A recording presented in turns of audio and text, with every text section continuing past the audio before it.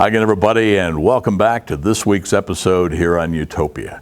You know, we work very hard to bring you the best stories about Utah's wilderness and fun ways to explore the outdoors, and today is no exception. Lions and tigers and bears. What's that? Oh my. Actually, we've got geese and deer and bears because today we explore ways in which humans and wild animals are coexisting. As human populations explode and more people move to our great state, there are many, many ways in which animal habitats are mixing with human habitat. We need to constantly manage ways to ensure the protection of wild animals as their habitats are shrinking. Today, we'll be examining the ways in which Utah is managing this collision of species. Utah is home to some of the country's most inspiring wildlife, and this is not a recent phenomena. Millions of years ago in Utah, there existed elephant-sized ground sloths, beavers the size of bears, and even camels. Presently, if you know where to look in Utah, you can find pronghorn, the fastest land animal in the world over long distances. If you know where to explore, you could witness the death-defying feats of the mountain goat whose balance among the jagged mountain peaks would make your jaw drop. Humans have long fought to remove themselves from the wild. To live among wild beasts was dangerous and life-threatening.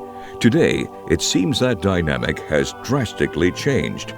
These days, the biggest danger to the wildlife is humans. Because of this, we must learn to live with wildlife, or we may be living without wildlife. If you look at the projections in Utah, our population is expected to double in the next 30 years, and a lot of that's going to occur on the Wasatch Front. With that comes competition between humans and wildlife. Can humans live in harmony with wildlife? Can humans strike a balance with the critters that called Utah home long before Europeans settled the landscape? To the folks at the Utah Division of Wildlife Resources, the answer is a resounding yes. The mission of the Utah Division of Wildlife Resources is to serve the citizens of Utah as the guardian and trustee of the state's wildlife. If we can improve landscapes and habitats to help wildlife populations, that's what we're interested in. As the Division of Wildlife Resources, we want to manage for healthy, robust populations of wildlife, particularly deer. And part of that is managing their distribution. As part of the Department of Natural Resources, the Division of Wildlife Resources is often tasked with translocating animals to aid the propagation of the species. This includes big game animals.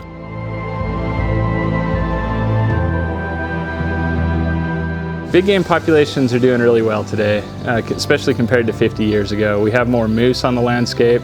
We've restored bighorn sheep. We've restored pronghorn to many parts of the state.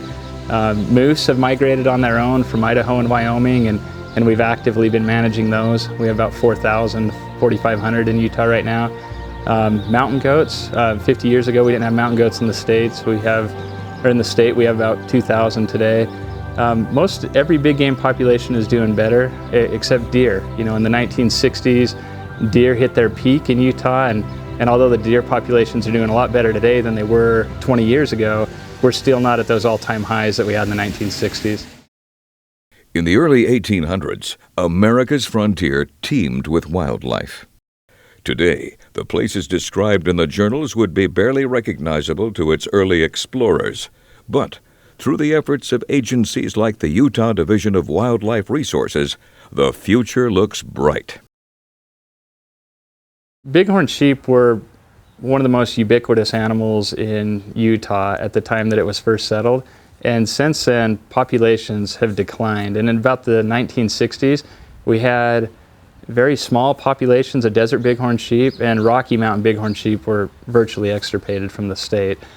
Since then, we've done a lot of restoration efforts. We've worked with sportsman communities, a lot of different partners to try to restore bighorns. And we went from a couple hundred sheep in the 1960s to close to 5,000 sheep today.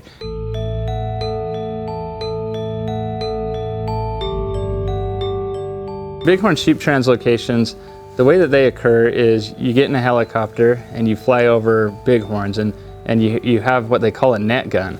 And this gun, it doesn't shoot bullets, it shoots nets. So you get over and you shoot, and it spreads this net out, and the animals get caught up in it. And we hop out and we tie them up, and we take them back, and we put GPS radio collars on them so we know where they're going, how they're surviving. We take health samples, do health assessments on these animals, and we try to put them in areas where they're going to thrive.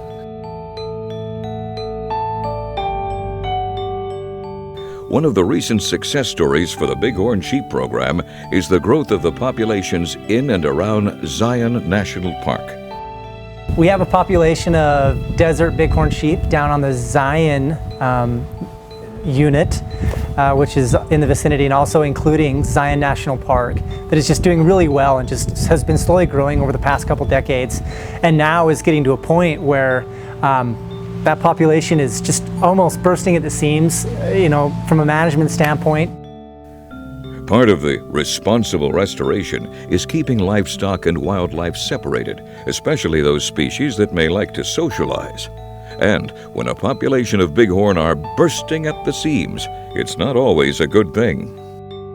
And we're becoming a little bit nervous about those animals, wandering and dispersing into areas where we have domestic sheep, which can cause contraction of disease, and then that can then be brought back into that population and cause a lot of detrimental problems to the entire population of bighorn sheep.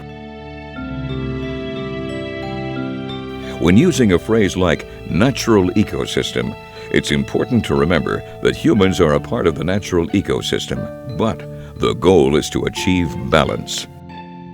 Humans have long engineered the landscape. It's important we continue to do so to make sure that we don't lose any more species to extinction. As an example, in 1884, pronghorn faced extinction as numbers were in the low thousands, and early conservation groups called their extinction more of a probability than a possibility.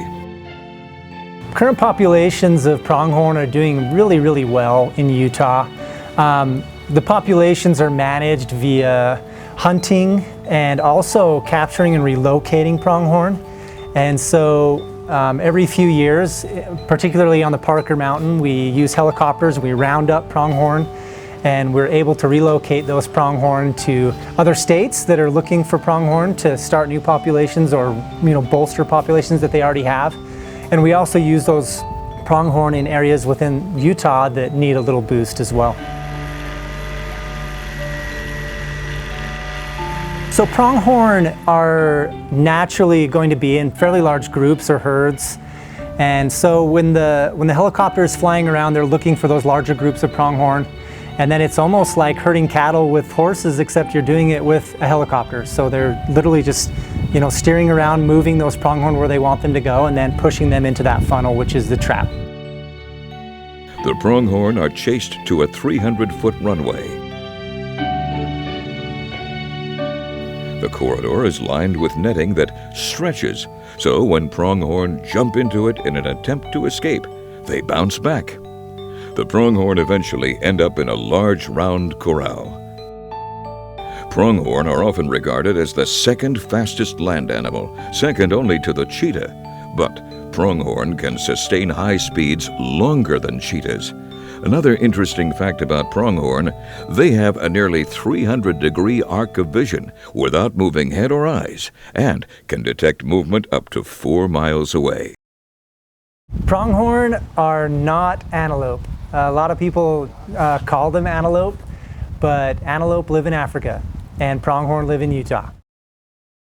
After the pronghorn have settled, they are wrangled by people appropriately named muggers, who then hold the pronghorn so biologists can tag ears and attach radio collars. In addition, blood and fecal samples are collected to test for disease. What started as 129 pronghorn from Montana that were released on Parker Mountain in the mid-60s has resulted in over 5,000 caught and moved to other locations in Utah and throughout the West.